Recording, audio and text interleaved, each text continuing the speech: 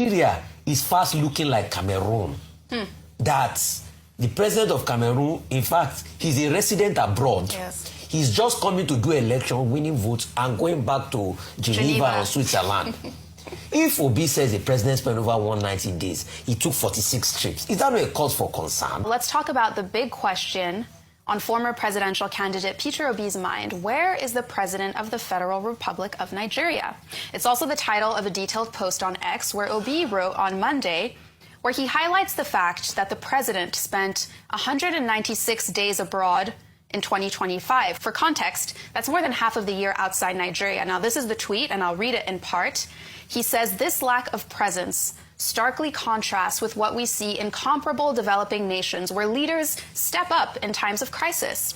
In Nigeria, after U.S. military strikes on our soil, our president remained silent. Instead of directly addressing the nation, Nigerians learned about these critical events from foreign media, from Americans, and vague communications from aides rather than from their own leader. Are we to believe that Nigeria is being governed, or is it merely being managed from elsewhere?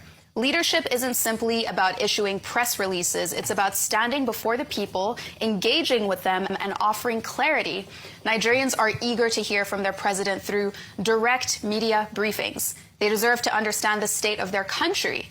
In a time of crisis, the absence of leadership is not just troubling, it's perilous. Silence in the face of crisis is the loudest form of failure."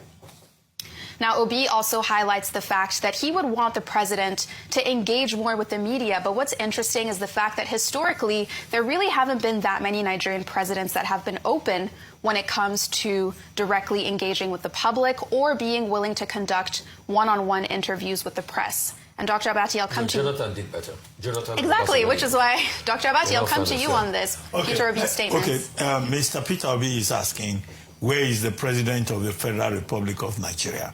Well, the president of the Federal Republic of Nigeria is currently in Abu Dhabi on the invitation of the president of the United Arab Emirates, UAE, attending what is known as the Abu Dhabi Sustainability Week.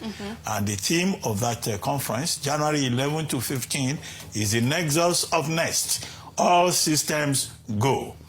Before then, the president of Nigeria traveled on December 28 to Europe, we were told. But we later discovered that he was in France.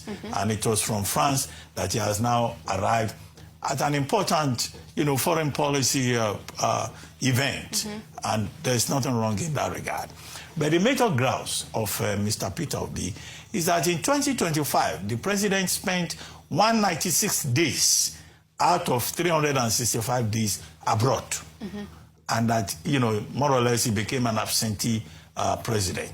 And that this year, his warning is that absenteeism should not be the approach to governance. That presence is very important. He said, we demand presence. He says being absent is not governance, it is neglect.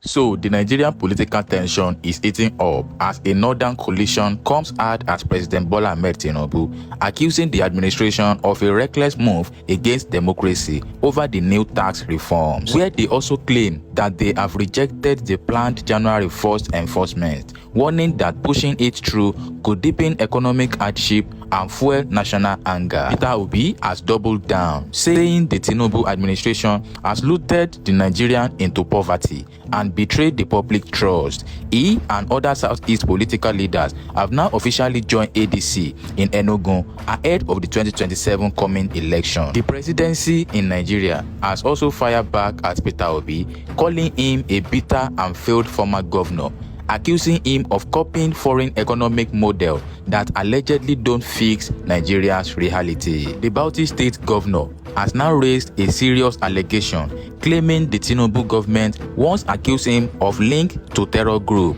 simply because he refused to defect to the All Progressive Congress Party, where he also warned that the proposed tax reforms could push more Nigerians into poverty if implemented without proper safeguards. Senator Enyinaya Abaribe has also announced that he has defected from APGA party to APDC party ahead of the coming 2027 election. A lawmaker in Rivers State rejected a 100,000 naira Christmas gift from Governor Fubara of Rivers State, claiming it was unapproved spending and insisting that public funds must not follow due process. Here are a few updates you need to know.